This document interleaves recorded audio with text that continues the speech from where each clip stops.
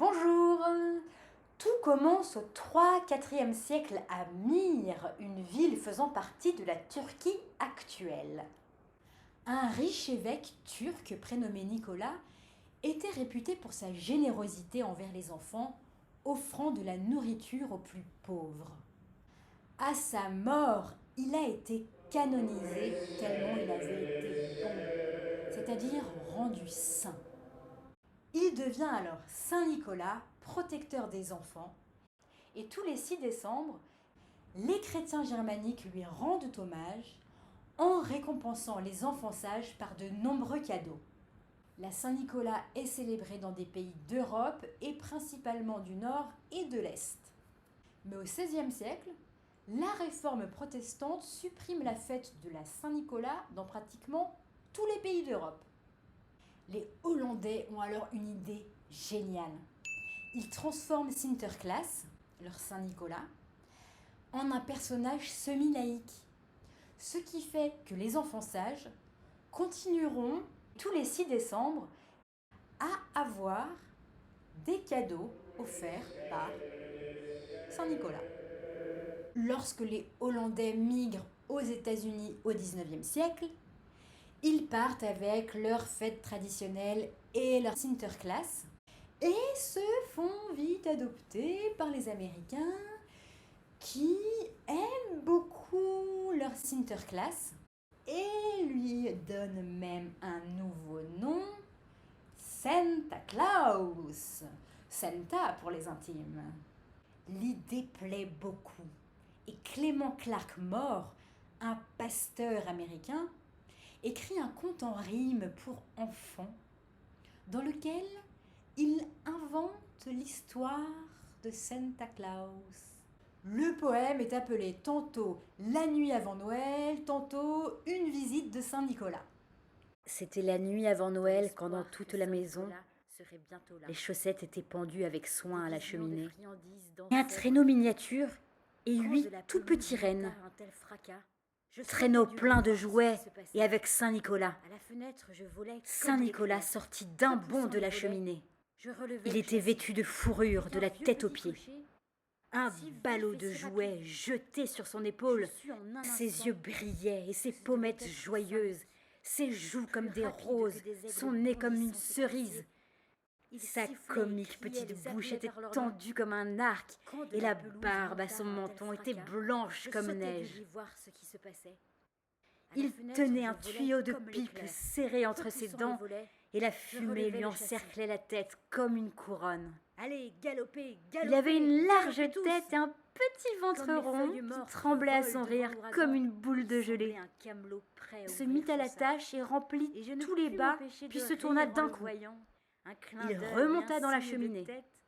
Joyeux Noël à tous, et à tous une bonne nuit.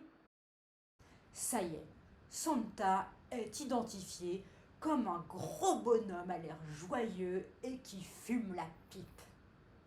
Il se déplace en traîneau tiré par 8 rennes et descend dans la cheminée pour y laisser des jouets de son ballot dans les chaussettes, puis repart par la cheminée. Vers la moitié du 19e siècle, le dessinateur Thomas Nast a mis une image sur ce personnage. En fonction de ce qu'il a pu lire du conte de Clement Clark Moore dans le journal américain Harper's Illustrated Weekly. Il dessine un vieux monsieur joyeux et grassouillet, vêtu de fourrure de la tête aux pieds, et avec une barbe blanche, fumant la pipe. Il y ajoute un gros ceinturon en cuir et colore sa tenue de rouge. Mais pour les familles chrétiennes, la fête des enfants est associée à la naissance de Jésus. Santa Claus a pris tellement d'ampleur aux États-Unis qu'il ne descendra plus à la Saint-Nicolas le 6 décembre, mais bien pour la fête de tous les enfants à Noël, dans la nuit du 24 au 25 décembre. Il devient le Père Noël. Oh. Parallèlement à ça, En 1931, un soda, Coca, cherche une mascotte. L'illustrateur Hudson Blum dessine le Santa Claus américain pour ses publicités. Pour sa campagne publicitaire, il le dessine en train de boire une bouteille pour reprendre des forces pendant sa pause de distribution de cadeaux. Coca, dont les couleurs sont blanc et rouge, sont définitivement associés à Santa, ce qui aide la marque à faire décoller ses ventes. Contrairement à ce que certains croient, ce n'est pas Coca qui a habillé le Père Noël en rouge et blanc. Son image s'est fait connaître dans tous les États-Unis, puis est arrivée dans le monde entier.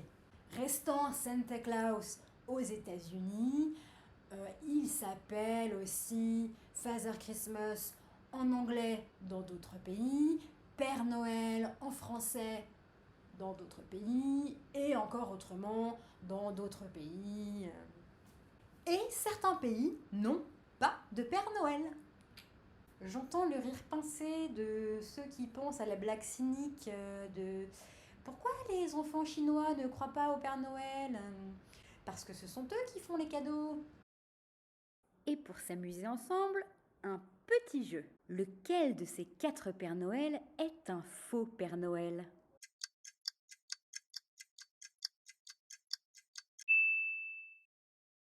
Et non, un Père Noël normal n'est pas capable de passer dans une cheminée en feu, comme le montre la fumée qui en sort de la souche. Félicitations si tu as trouvé! En tout cas, je vous souhaite joyeux Noël à tous et à tous une bonne nuit. Petit Papa Noël.